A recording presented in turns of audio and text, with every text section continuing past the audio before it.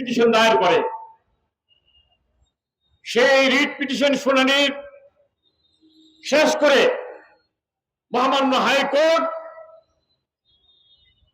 এই কোটা পদ্ধতির পুনর্বহালের আদেশ প্রদান করেন। নির্বাহী বিভাগ থেকে বঙ্গবন্ধু কন্যা কিন্তু 2018-তে এটাকে বাতিল করে দিয়েছিলেন। সেখান থেকে মহামান্য হাইকোর্ট আদেশ প্রদান করেছে। এই হাইকোর্টের আদেশের বিরুদ্ধে কোথায় যেতে হবে? যেতে হবে আপিল বিভাগে। সেই আপিল বিভাগে রাষ্ট্রপক্ষ থেকে আপিল করা হলো। মহামান্য আপিল বিভাগ বললেন যে মহামান্য হাইকোর্টের আদেশের বিস্তারিত পাওয়ার পরে, আদেশের কপি পাওয়ার পরেই আমরা আপিল শুনানি করব, এবং 1 মাসের একটা সময় দিলেন। 1 মাস সময়ের মধ্যে এটা শুনানি হবে। সেইখানে ইতিমধ্যে মহামান্য হাইকোর্ট বিস্তারিত আদেশ প্রদান করেছে, সেটা শুনানি হবে ধার্য তারিখে।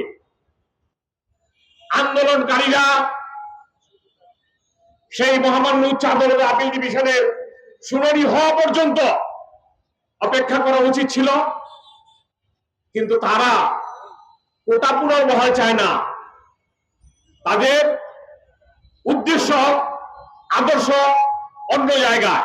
সেই উদ্দেশ্য আদর্শ কি, সেটার বহিঃপ্রকাশ ঘটেছে পরশুদিন রাতে। তাদের যে আসল চেহারাটা, সেটা ফুটে উঠেছে পরশুদিন রাতে। কিভাবে তারা সেই স্বরূপ রূপে আবির্ভূত হয়েছে, আমরা রাজাকার, আমরা রাজাকার, আমরা রাজাকারের সন্তান। কত বড় দুঃসাহস! মুক্তিযোদ্ধারা এখনো বেঁচে আছে, মুক্তিযোদ্ধার সপক্ষের শক্তি এখনো ক্ষমতায়।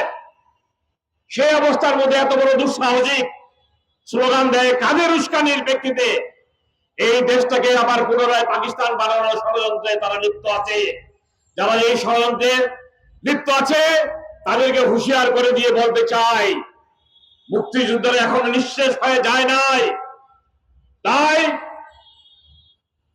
আপনারা সাবধান হয়ে যান, এবং সরকারের প্রতি আহ্বান জানাতে চাই, যারা এ ধরনের দুঃসাহসিক কর্মকাণ্ড করতে আসবে তাদেরকে সমুচিত জবাব দেওয়ার জন্য আপনাদের আহ্বান জানিয়ে আমি আমার বক্তব্য শেষ করছি। জয় বাংলা, জয় বঙ্গবন্ধু, জয় হক মুক্তিযোদ্ধা সংসদের।